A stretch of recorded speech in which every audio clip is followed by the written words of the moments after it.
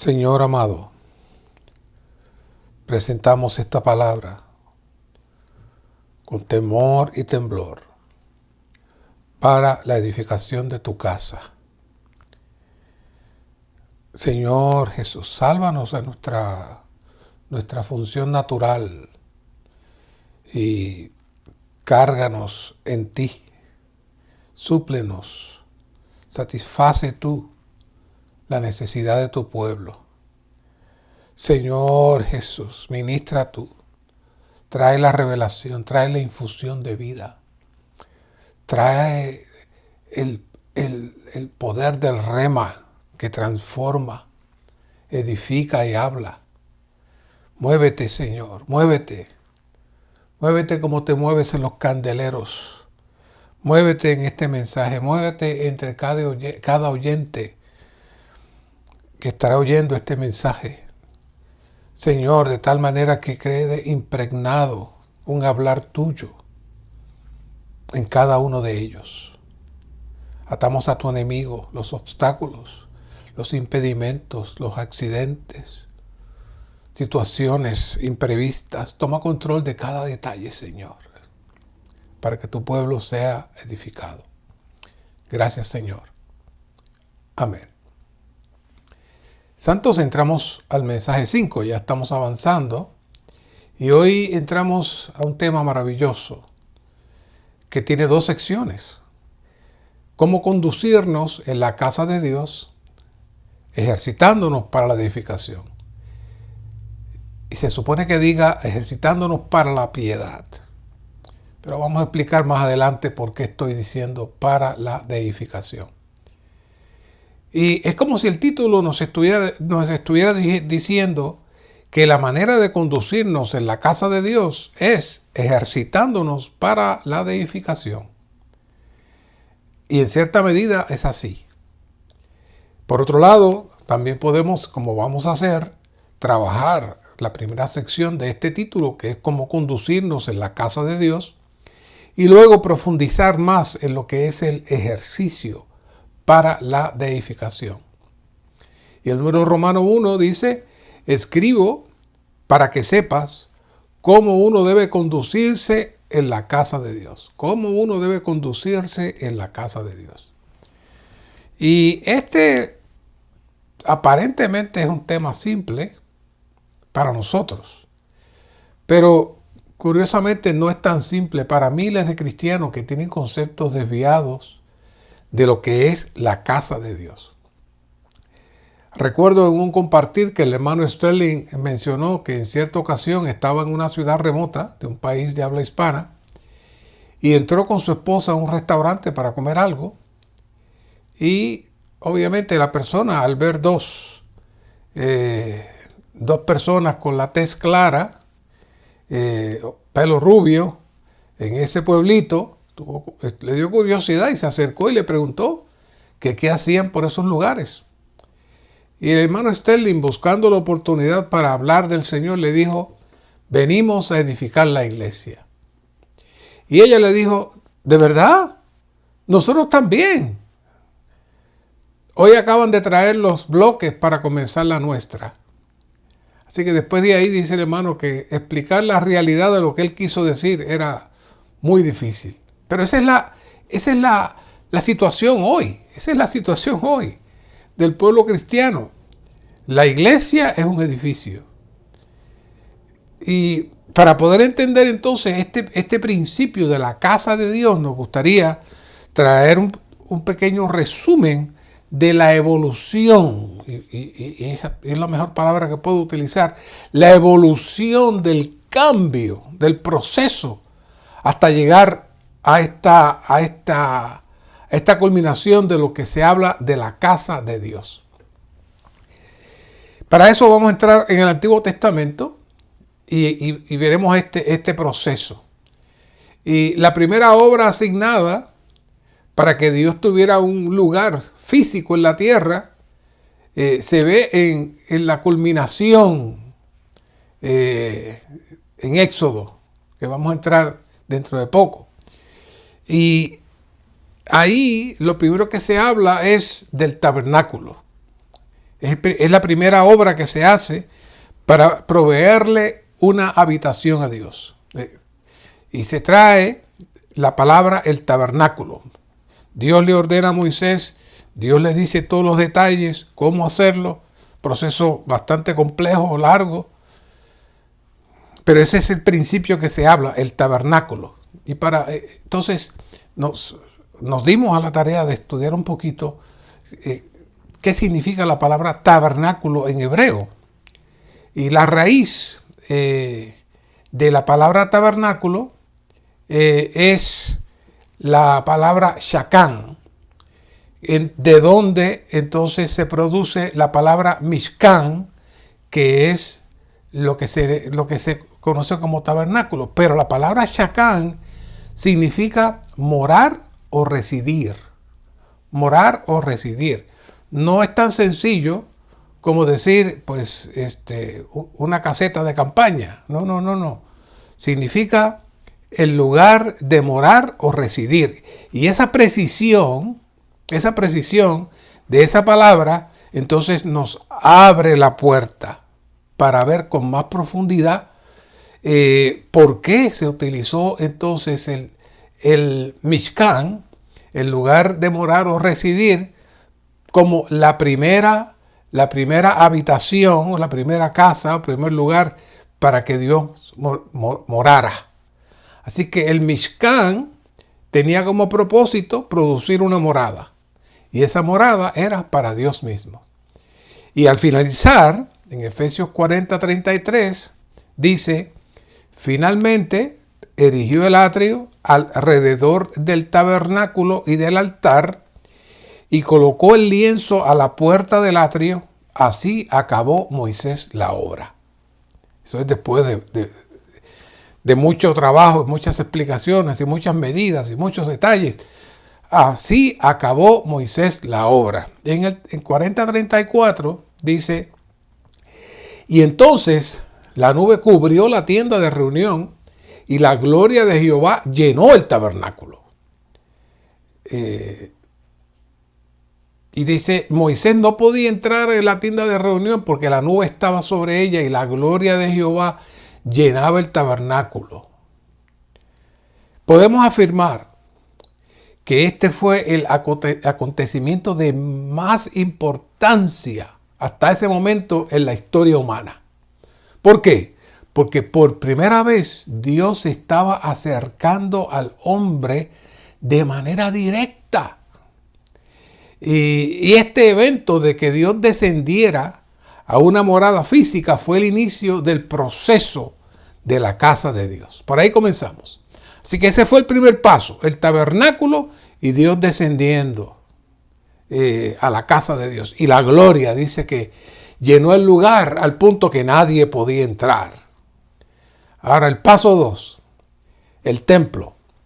Segunda de Crónicas 6:9 nos está hablando del proceso cuando David quería edificarle una casa a Dios. Pero Dios le dice a David, tú no edificarás la casa, sino tu hijo, que saldrá de tus lomos, él edificará casa para mi nombre. Y en el 6:10, y Jehová ha confirmado la palabra que había hablado. Y dice, y ahora está hablando Salomón. Salomón está citando el hablar de Dios cuando le dijo a su papá, tú no edificarás la casa, sino tu hijo que saldrá de tus lomos, él edificará casa a mi nombre.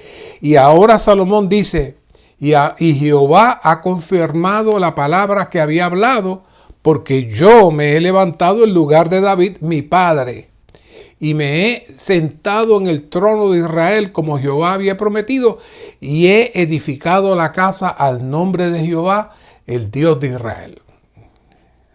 Ahí se consumó la segunda construcción para proveerle una habitación a Dios. Ahora bien, Salomón, como hijo de David, es el receptor de las profecías que hablaban de un hijo de David que edificaría una casa para Dios. Ahora, Salomón nunca imaginó que todas las profecías que hablaban del hijo de David, que edificaría casa, no era él. Él todavía era una sombra de la realidad, sino que habría otro descendiente que habría de venir. Y él mismo lo dijo. En 2 de Reyes 6:18 dijo, pero es verdad que Dios morará con el hombre sobre la tierra. Como que le llegó. He aquí que los cielos y los cielos de los cielos, es decir, la estratosfera, no te pueden contener, cuanto menos esta casa que yo he edificado. Así que esta expresión de él fue muy significativa porque ciertamente ese edificio no podía ser el contenedor de todo lo que es Dios. Dios podía descender un ratito y estar allí, pero que Dios viviera ahí. Él dijo, no, esto no puede ser. Pero siguió su obra y siguió exaltando la obra que hizo. Y funcionó de una manera en sombra y tipo. Pero, desgraciadamente, tenemos que decir que este principio de un edificio como la morada de Dios no se ha ido de la mente de los cristianos, no de los judíos, de los cristianos. Sigue muy prevaleciente en un amplio sector de la cristiandad, donde cada domingo van al templo, llámense católicos, llámense evangélicos, todavía sigue la influencia del judaísmo, en donde hay un templo y en donde Dios está allí y está esperando que la gente llegue para adorarle en ese lugar. Pero esa no era la carga de Dios. El mismo Salomón lo dijo. Dios, yo no sé, tú me mandaste a construir todo esto y está aquí, pero ¿cómo es que tú vas a vivir aquí? Claro que no. Sí que no. Ahora, después del paso 1 con el tabernáculo, entonces entramos al paso 2 con el templo, pero la cosa no para ahí. Dios estaba trazando la profecía de un reino que duraría para siempre. Y ese reino que duraría para siempre no fue el caso de Salomón. Así que cuando miramos aquí, 2 de Samuel 7:13, que dice, Él edificará casa a mi nombre, y yo afirmaré para siempre el trono de su reino. No puede haber sido Salomón. El reino de Salomón terminó en un desastre por él entregarse a la concupiscencia y a su carne y a sus vicios. Y perdió todo lo que Dios le había dado, al punto que por su culpa salió una descendencia torcida que eventualmente provocó la división de las 12 tribus de Israel. Así que queda claro que esas profecías, aunque sonaban que era él, y él pensó que era él, no era él. Lucas 1:32, ya entramos al Nuevo Testamento. Aquí dice, este será grande y será llamado Hijo del Altísimo, y el Señor le dará el trono de David su padre. Ahora ya no es Salomón. Ahora aquí está hablando de Jesucristo. Cristo es el heredero del trono de David. Y este es el receptor de todas las profecías que Salomón pensó que era él, pero no. Él es el verdadero descendiente de David, el único que tendrá un trono afirmado para siempre. Pero ¿cuándo Cristo edificaría la verdadera casa de Dios? Hay todo un proceso. Primero veamos Juan 1:14. Y la palabra se hizo carne y fijó tabernáculo entre nosotros. Y contemplamos su gloria, gloria como del unigénito del Padre, llena de gracia y de realidad. Ya hemos hablado muchas veces de esto, pero esto es un versículo maravilloso. Dice aquí la nota, La palabra, al encarnarse, no solo introdujo a Dios en la humanidad, sino que también llegó a ser un tabernáculo para Dios, la morada de Dios entre los hombres en la tierra. Es decir, nuevamente vemos el proceso de Dios de edificar su morada, pero no de manera tipológica o en sombra, como lo fue en el tabernáculo y en el templo de Salomón, sino con un tabernáculo físico y real. Por eso es que Pablo en Colosenses 2:9 dice, porque en él habita corporalmente toda la plenitud de la deidad. Es decir, en el cuerpo de hombre de Cristo, como tabernáculo, Dios habitaba en toda su plenitud. En ese cuerpo de hombre, ahí, en ese cuerpo de hombre, Dios podía habitar. Dios no le interesaba habitar en el tabernáculo, Dios no le interesaba habitar en el templo de Salomón, pero aquí, en el Hijo, Dios habita. Pero todavía esa no era la meta final. Por eso es que dice aquí en Juan 2:19, respondió Jesús y le dijo, Jesús está frente al templo judío, y Jesús dice, destruid este templo y en 3 días lo levantaré. Dijeron los judíos, en 46 años, esa fue la última reconstrucción que hubo del templo, en 46 años fue edificado este templo y tú en 3 días lo levantarás. Y el verso 21 dice, mas él hablaba del templo de su cuerpo. Oh, aquí está Jesús ya trayendo que el verdadero tabernáculo y el verdadero templo es su cuerpo. ¿Por qué? Porque en él habita la plenitud de la deidad. ¿Ok? Espero que me sigan. A partir de ese momento se empieza a mover hacia la transición del cuarto paso. Del tabernáculo a la realidad del templo, y ahora Cristo está llamando de manera directa a su cuerpo como el templo. ¿Por qué? Porque Dios habita en él. Entonces, Juan 14:2 nos lleva al paso número 4. En la casa de mi Padre muchas moradas hay. Y si así no fuera, yo os lo hubiera dicho. Voy pues a preparar lugar para nosotros. Así que ya queda establecido que la casa del Padre no es un templo físico. No es un templo físico. Entonces, ¿acaso es que hay una casa con muchas moradas en los cielos? Siendo consistentes con lo presentado hasta aquí, la casa del Padre comienza en el Hijo, pero esta casa se multiplica, se expande, como infiere en Hebreos 2:11, donde dice, porque todos, así el que santifica, como los que son santificados de uno son, por lo cual no se avergüenza de llamarlos hermanos. Y luego Romanos 8:29 dice, porque a los que antes conoció, también los predestinó para que fuesen hechos conforme a la imagen de su Hijo, para que Él sea el primogénito entre muchos hermanos. ¿Qué es esto? Esto es el agrandamiento. Él es el primogénito, Él es el primero entre muchos hermanos. Este es el agrandamiento de Cristo y estas son las muchas moradas de la casa del Padre.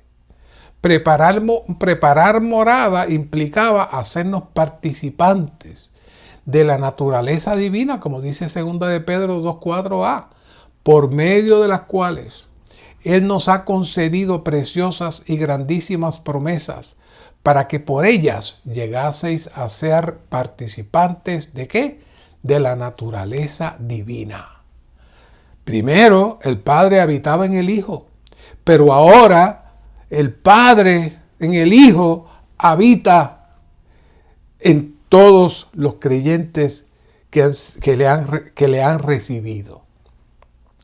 Que han venido a ser, como vimos en Hebreo y como vimos en Romanos, los muchos hermanos.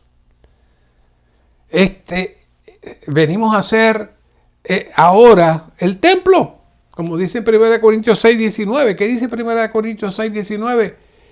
¿O ignoráis que vuestro cuerpo es el templo del Espíritu Santo, el cual está en vosotros, el cual tenéis de Dios y que no sois vuestros?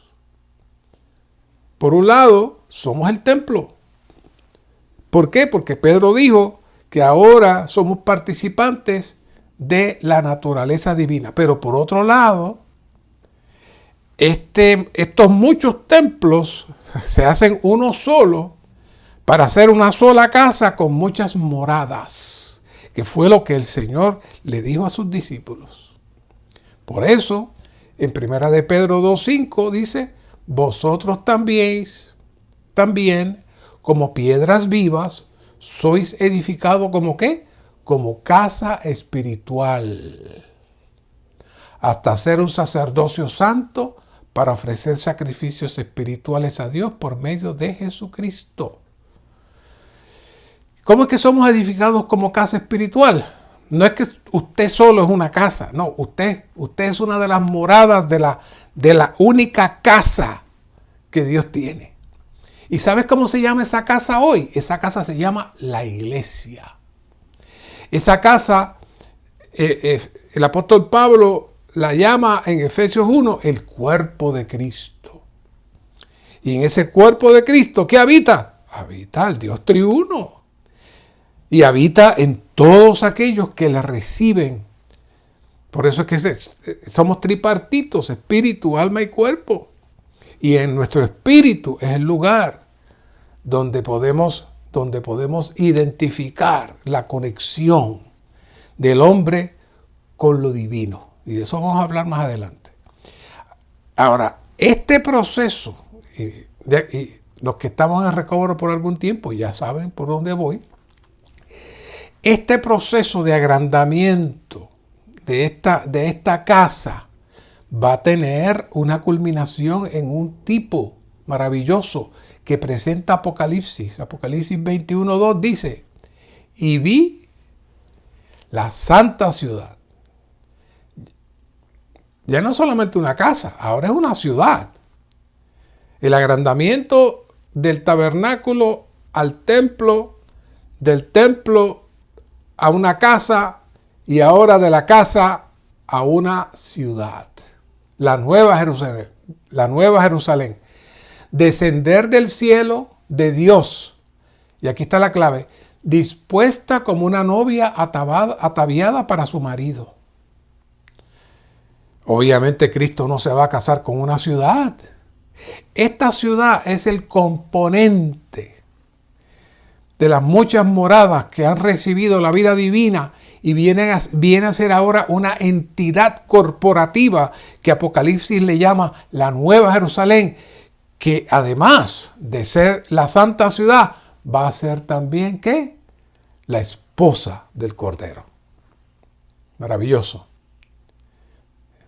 Apocalipsis 21:3 dice: y oí una gran voz que salía del trono que decía: he aquí el tabernáculo de Dios con los hombres, y él fijará su tabernáculo con ellos, y ellos serán sus pueblos, y Dios mismo estará con ellos y será su Dios.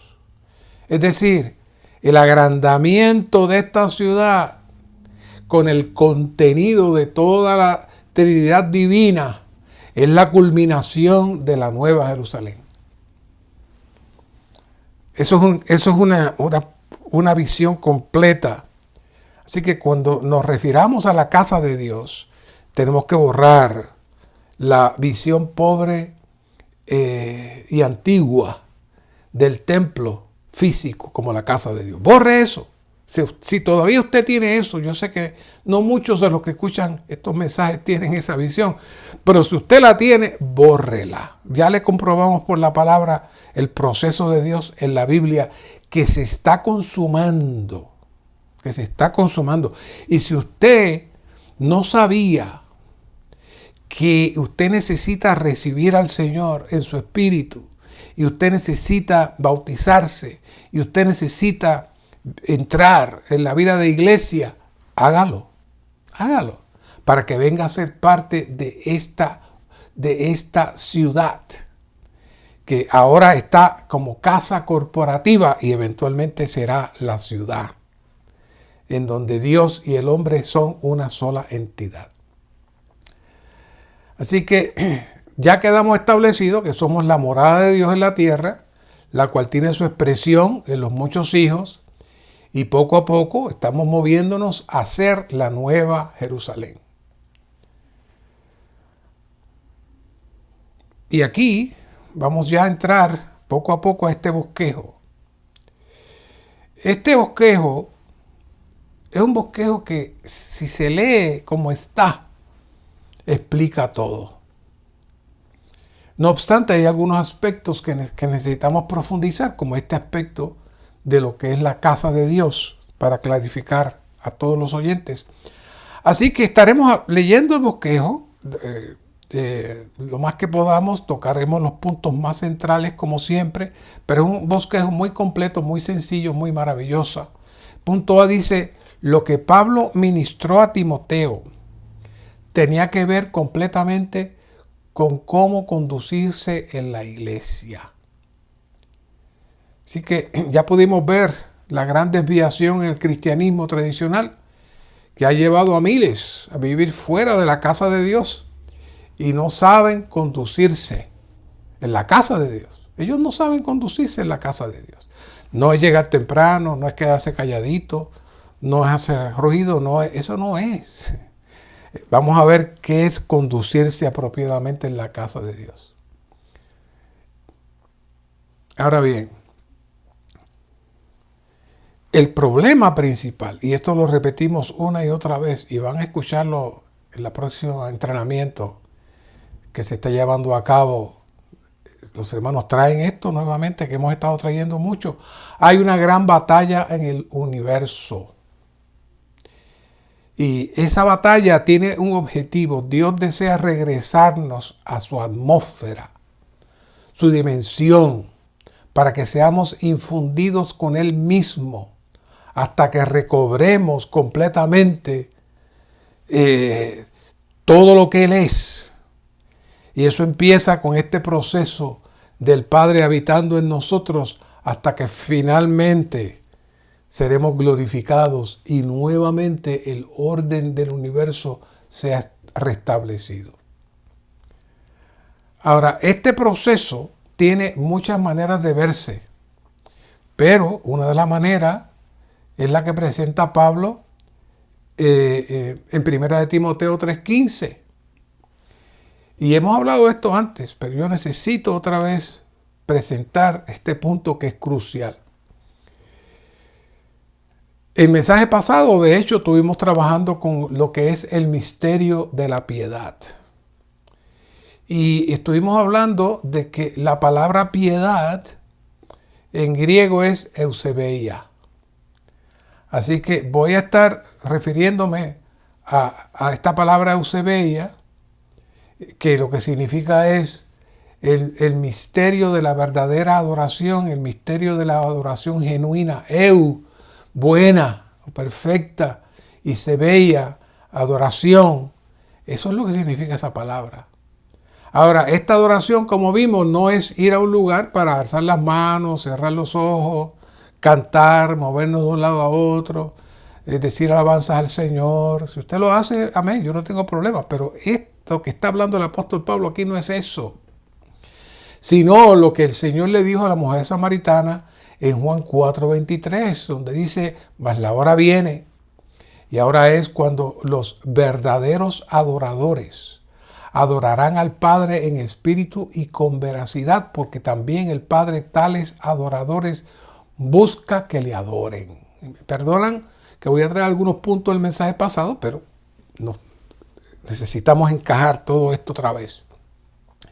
¿Qué es esta adoración? Esta adoración es un vivir constante en nuestro espíritu mezclado con el Espíritu de Dios que habita en nosotros.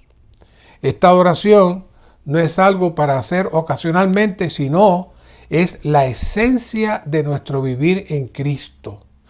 Todo nuestro ser tiene que tener a Cristo como nuestro centro y preeminencia en todo lo que hacemos en nuestro diario vivir hasta que Cristo sea plenamente expresado en nosotros. Eso es el verdadero significado de la eusebia, que nos lleva a la deificación. Como dije, estuvimos hablando de esto en los mensajes pasados y les traje también otra palabra muy crucial, que es la palabra aletheia, que tiene diferentes maneras de traducirse. Se traduce verdad, se traduce realidad, y aquí precisamente se traduce como veracidad. Necesitamos prestarle atención a esta palabra, porque cuando el Señor la utiliza es muy, muy crucial. Conducirnos en la casa de Dios, ¿qué es? Es nuestra cooperación con el Dios agrandado, el cual crece con las muchas moradas de todos los redimidos y regenerados, los cuales son santificados, transformados, conformados y glorificados con el Espíritu todo inclusivo que se infunde en todo nuestro ser durante toda nuestra vida. Ese es el proceso de conducirnos apropiadamente en la casa. Pero tenemos un problema. Como lo hemos mencionado antes, es con la traducción de la palabra eusebia. Y es que esta palabra se traduce tanto en la Reina Valera como en otras traducciones del español, y también nuestra versión Recobro la traducen como piedad. Y sería un caso similar cuando se tradujo la palabra giudecía. La palabra giudecía nosotros la traducimos como filiación. Efesios 5 habla de este proceso de filiación, es decir, el proceso de Dios transformarnos hasta llegar a ser hijos. Pero en muchas versiones también, especialmente directamente de la versión King James y luego se traduce en la Reina Valera, muchos lugares aparece la palabra adoptados. Pero los hermanos valientemente no siguieron con la tradición de adoptados y buscaron una traducción apropiada, que es filiación o siendo hijos, llegando a ser hijos. Sin ese cambio, también hubiésemos estado desviados, como estuvimos por muchos años antes de tener la versión Recobro en nuestras vidas.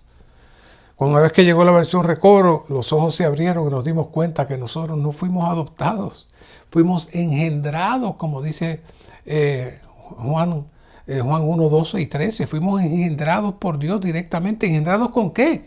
Con lo que leímos de Pedro, de que se injertó, se puso en nosotros la naturaleza divina.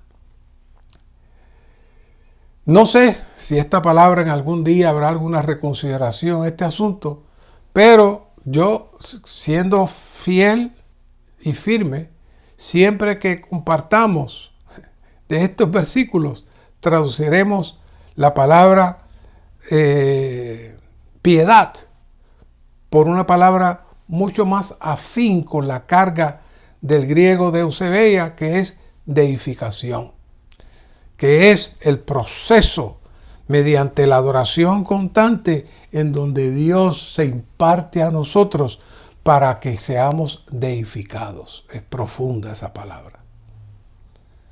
La versión en inglés tiene una palabra mucho mejor, que es godliness, que es mucho más acertada, que al igual que la palabra giudecía en Efesios 1:5, también implica un proceso hasta alcanzar una meta. Y en este caso, el misterio presentado en 1 Timoteo 3:15 es todo el proceso de la economía de Dios en Cristo, desde su encarnación hasta su ascensión. Todo ese proceso de Dios tiene un objetivo, y es producir en nosotros la mezcla de Dios con el hombre. Como dice más adelante en el bosquejo, la verdad, la realidad de la economía eterna de Dios es según la deificación, la cual es Dios manifestado en el hombre. La deificación consiste en ser semejante a Dios, ser como Dios y expresar a Dios. Muy lejos de la palabra piedad, muy lejos. Esto no tiene nada que ver con piedad o piety en inglés. De seguro, si la versión King James hubiese traducido piety en inglés, hoy tuviéramos el término de edificación o algo semejante. Porque cuando yo le menciono a los hermanos que la traducción que tenemos es piety, de piedad, los hermanos dicen, ¿cómo es posible que esté eso ahí? Sí, así está, y nos hemos acostumbrado y la seguimos repitiendo y la seguimos hablando. Pero no, de mi caso, de mi parte, yo voy a utilizar una traducción más acertada que armoniza con toda la explicación que el ministerio trae. Así que una vez aclarado el principio de lo que es, número 1, la casa de Dios, y número 2, el término piedad, entonces podemos movernos sin inconvenientes por todo el bosquejo, que como dije, está detallado y claramente explicado. Punto B dice, la manera de conducirnos en la iglesia consiste en llegar a ser alguien que ama la palabra de Dios. Esa es la primera cosa que se menciona aquí, de cómo debemos conducirnos en la casa de Dios. Amar la palabra de Dios. Claro. Considero que la expresión palabra de Dios, la cual se usa ampliamente en todos los ámbitos cristianos, todavía está fuera de la realidad misma de lo que implica en la mente de muchos cristianos. Yo les digo una cosa, si verdaderamente estuviéramos centrados, afirmados y convictos con la expresión palabra de Dios, nuestro vivir sería diferente. ¿Por qué? Mire este ejemplo. En los tiempos antiguos, cuando un rey enviaba un mensaje escrito, para que este mensaje tuviera validez debía tener impreso el sello del rey. Esto convertía inmediatamente el documento en la palabra del rey. Si el rey mandaba un mensaje diciendo que fulano y fulano y fulano y fulano había que matarlos, los mataban. ¿Por qué? Porque era la palabra del rey. No era una cuestión de que, bueno, quizás que vamos a pensarlo. No, la palabra del rey era seguida, o el que iban a matar era el que no ejecutara la orden. Ahora, ¿estamos nosotros igualmente impresionados cada vez que escuchamos la palabra de Dios? ¿Estamos dispuestos a seguirla y a obedecerla? Definitivamente no. La palabra de Dios se ha venido a hacer como un eslogan, como una manera de definir lo que es la Biblia. Pero la realidad de la palabra no estamos viendo como que es algo que nos afecte y que necesitamos urgentemente llevarla a cabo. Eso no existe.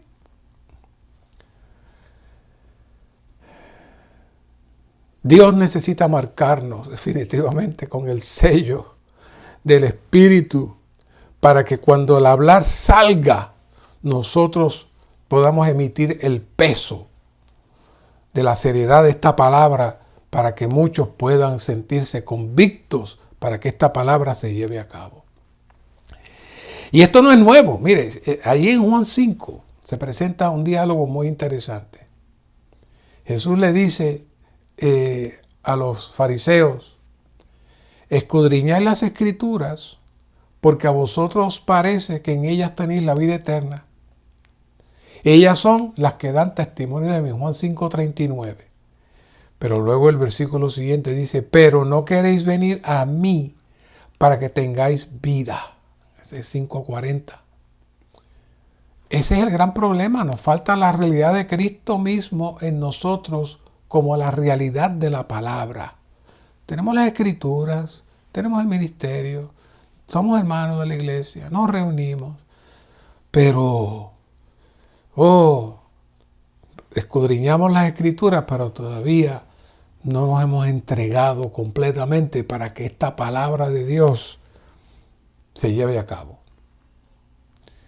En esta casa necesitamos ser alimentados, infundidos y sanados todo el tiempo con la palabra de Dios.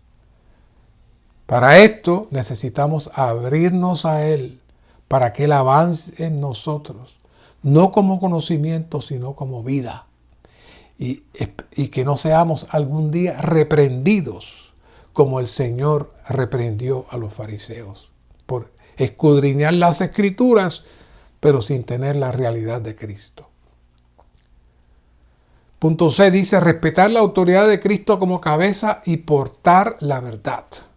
Aquí son dos principios rectores que debemos seguir para saber cómo conducirnos en la vida de iglesia.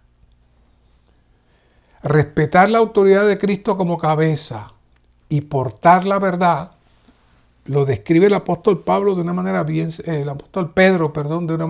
sencilla. Desde que leí este corto versículo quedé muy impactado. En 1 de Pedro 2:7, la primera parte, dice: para vosotros, pues, los que creéis, Él es lo más preciado. Qué maravilloso verso. ¿Qué estaba diciendo Pedro? ¿No se supone que haya nada más preciado para los que creemos? Hay un canto que dice, Él es como un tesoro que queremos más y más, y nosotros le hemos cambiado diciendo, Él es nuestro tesoro que queremos más y más. No podemos tener nada que sea más que Él, o que ocupe nuestro corazón.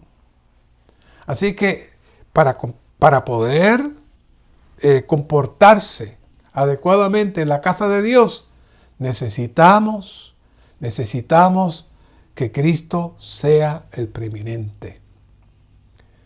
Por eso Efesios 1:10 dice, para la economía de la plenitud de los tiempos, de hacer que en Cristo sean reunidas bajo una cabeza todas las cosas, las que están en los cielos como las que están en la tierra.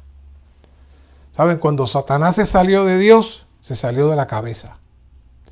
Y cuando el Adán corporativo se salió de Dios, se salió de la cabeza. Desgraciadamente no se salió solamente él, sino todos los que estábamos en él.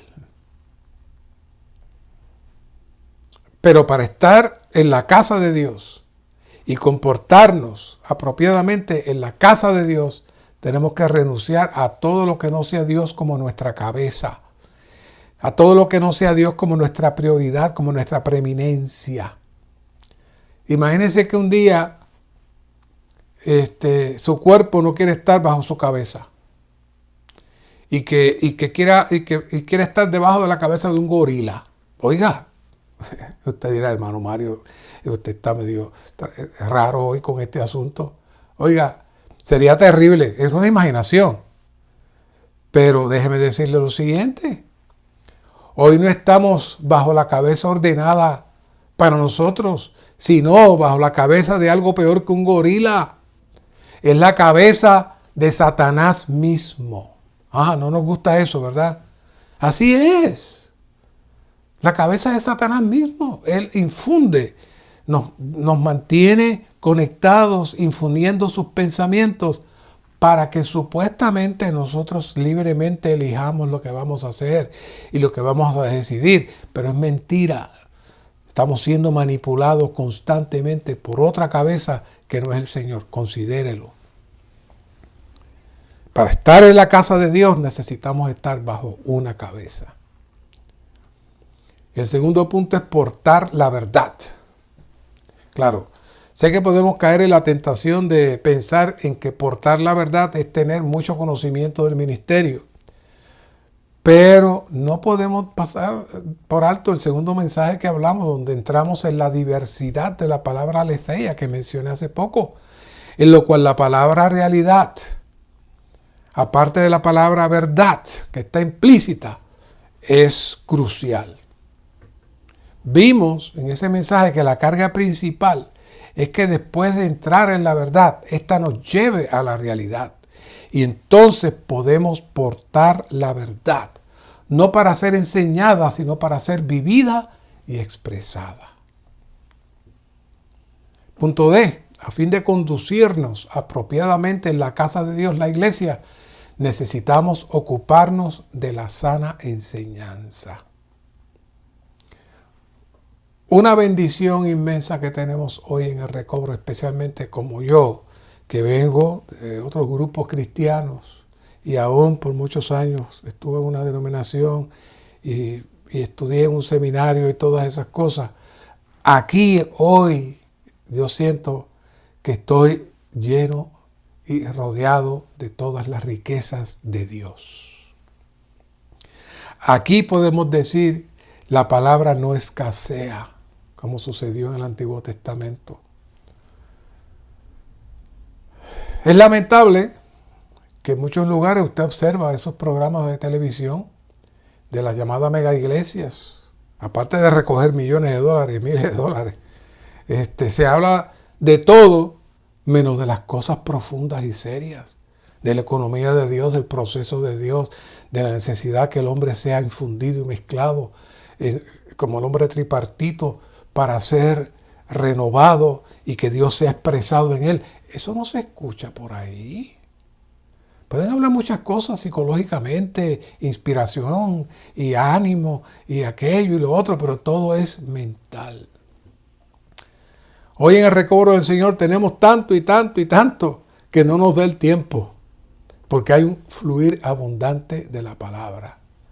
Por lo tanto, necesitamos ocuparnos de la sana enseñanza. Tenemos mucho. No lo pierda, aprovéchelo. Punto E. Debemos vivir y actuar en nuestro espíritu a fin de que Dios pueda manifestarse en la iglesia como el Dios viviente.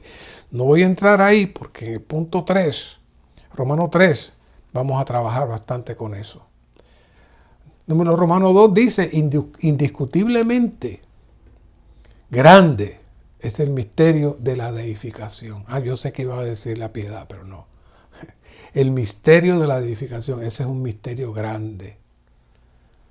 La palabra importante, deificación, que se traduce godliness en inglés y en las otras versiones se traduce piedad, se usa 9 veces en 1 Timoteo y en 1 y 2 Timoteo. Y también en Tito se utiliza.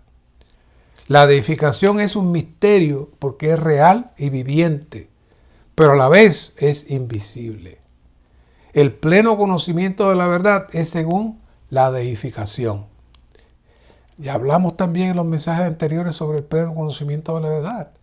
Y tenemos que tener claro que la deificación es la meta en la economía de Dios. Tener el pleno conocimiento de la verdad no entra en el pleno conocimiento de la carga, nos entra en el pleno conocimiento de la carga de Dios y su deseo. Si tiene el pleno conocimiento de la verdad, eso nos entra en el pleno conocimiento de la carga de Dios y su deseo. Para eso, usted tiene que entonces prestar atención a la sana doctrina y profundizar. No solamente para aprender, sino para ser infundido y constituido. Punto D. La verdad, la realidad de la economía eterna de Dios es según la deificación, la cual es Dios manifestado en el hombre. Ahí está. La deificación consiste en ser semejante a Dios, ser como Dios, expresar a Dios. Eso nada tiene que ver con la piedad. Es el proceso de la economía de Dios infundirse en nosotros para producir su imagen en nosotros. Punto F. La deificación no es meramente un asunto externo. La palabra manifestado en 1 Timoteo 3:16 indica que la deificación es una vida interna con una expresión externa. Como creyentes en Cristo, deberíamos seguir la deificación. Seguir la deificación equivale a llevar una vida diaria que manifieste a Dios. Punto H. A fin de que Dios sea manifestado en la carne, la deificación necesita ser expresada en todo nuestro vivir. La economía de Dios consiste en que Dios entre en nosotros y la deificación consiste en que Dios salga de nosotros. Vamos a explicar eso brevemente. La vida cristiana consiste simplemente en que Dios entre y que Dios salga. Juan 4:14. Mas el que beba del agua que yo le daré, no tendrá sed jamás, sino que el agua que yo le daré será en él una fuente de agua que brote para vida eterna. Oh, hemos hablado de que hemos sido infundidos con la naturaleza divina. Hemos hablado de que somos morada de Dios. Hemos hablado de que somos la casa de Dios. Oh, pero una vez que eso entra, brota. Puesto que la deificación es la expresión de Dios, la vida cristiana debería ser una vida que exprese a Dios y que tenga la semejanza de Dios en todas las cosas. Esa es la deificación. En 1 Timoteo 2:12 nos dice que necesitamos llevar una vida tranquila y sosegada. Incluso en las cosas pequeñas necesitamos llevar una vida en toda deificación por todas partes y en todo. También tocamos ese tema en el mensaje pasado y vimos que 1 Timoteo 2:1 y 2:2 hay una conexión maravillosa para lograr un propósito. Cuando dice, exhorto ante todo que se hagan peticiones, ya sabemos, oraciones, intercesiones, acciones de gracia por todos los hombres, etcétera, etcétera, etcétera. ¿Qué pasa aquí? Bueno, para que llevemos una vida tranquila y sosegada en toda deificación y dignidad. ¿Y cómo se logra eso? Porque necesitamos conectarnos con Dios constantemente, que esa es la adoración en el Espíritu que se convierte en oración constante con Dios y somos infundidos de Dios mediante ese contacto con Dios y produce en nosotros una vida tranquila y sosegada, llena de la expresión de Dios en toda dignidad. Y una definición que dimos, recordando una amada hermana que falleció la semana pasada, es que las personas nos miran y nuestra presencia sola les inspira respeto y les inspira tocar a Dios. Esa es la meta de ese proceso y esa mezcla. Nuestra vida de iglesia, nuestra vida diaria, nuestra vida familiar simplemente consisten en que Dios entre y Dios salga durante todo el día. 2 Corintios 13:14. La gracia del Señor Jesucristo, el amor de Dios y la comunión del Espíritu Santo sea con todos vosotros. Yo dije esta la llamamos la bendición, la doxología, 1000 veces yo creo, pero no sabía lo que estaba diciendo. Aquí estamos hablando de la carga del apóstol, que la comunión del Espíritu Santo sea transmitida a nosotros. ¿Qué es la comunión? Es el proceso de la transmisión de la gracia y del amor de Dios que fluye en nosotros para lograr ¿qué? La deificación. Y una vez que eso pasa, se cumple aquí en 2 Corintios 3:18, mas nosotros todos a cara descubierta, mirando y reflejando como un espejo la gloria del Señor, somos transformados de gloria en gloria, en la misma imagen como por el Señor Espíritu. ¿Qué es eso? Eso es la deificación. La iglesia de Dios viviente es el máximo misterio de la deificación, porque la vida de iglesia apropiada es la manifestación corporativa de Dios en la carne. Ahora Dios se expresó en la carne cuando encarnó, pero ahora Dios se está expresando en la carne a través de su cuerpo y a través de su casa. Y aquí entramos ahora al número romano 3. Ejercítate para la deificación, no para la piedad, para la deificación. Y para poder entender esto necesitamos mirar aquí Génesis 28:12. Y soñó que había una escalera que estaba apoyada en la tierra y su extremo tocaba el cielo, y los ángeles de Dios subían y descendían por ella. Y el 28:17 dice, y tuvo miedo y dijo, cuán asombroso es este lugar. Esto no es otra cosa que la casa de Dios, y esta es la puerta del cielo. ¿Qué es esto? Aquí se juntaron los dos términos. Comenzamos hablando con la casa de Dios y explicamos lo que es la casa de Dios. Jacob tuvo la visión más grande, más sublime, cuando todavía ni el tabernáculo estaba bien hecho. Estaba Jacob ya hablando de la casa de Dios. La casa de Dios y la puerta del cielo. ¿Qué es la puerta del cielo? La puerta del cielo es nuestro espíritu. Nuestro espíritu no es que usted tiene una libra de espíritu en algún sitio en su cuerpo. No, su espíritu es la puerta del cielo. Una vez que usted toca su espíritu, usted entra en la dimensión de Dios. Por eso aquí en Ezequiel 1:26 nos describe ese proceso. Dice, por encima de la expansión que estaban sobre sus cabezas, se veía la semejanza de un trono que tenía la apariencia de piedra de zafiro, y sobre la semejanza del trono había un ser que tenía la apariencia de hombre sentado sobre él. Oh, cuando tocamos nuestro espíritu, entramos entonces en el trono. Entramos en la dimensión del trono, donde está el hombre sentado. Ese hombre sentado es el Cristo, el cual se mezcla con nosotros como el espíritu y el cual podemos tocar cuando salimos de nuestra esfera del alma, de nuestra carne, de nuestra mente, y disfrutamos al Señor en la verdadera adoración. Así que todos tenemos que ejercitar nuestro espíritu, porque el misterio de Dios está con nuestro espíritu. Nuestra vida cristiana es una vida de deificación, la cual proviene de que Dios se imparte a nuestro interior. Esto depende de que nuestro espíritu esté plenamente ejercitado. Así que necesitamos desarrollar el hábito de ejercitar nuestro espíritu. Una vida deificada que sea resultado de la impartición de Dios depende de que ejercitemos nuestro espíritu. Si no ejercitamos resueltamente nuestro espíritu a fin de cooperar con el Señor, Dios no puede impartirse en nosotros. Así que necesitamos esforzarnos para salir de nuestra mente, de nuestros conceptos y entrar a la esfera de la puerta del cielo.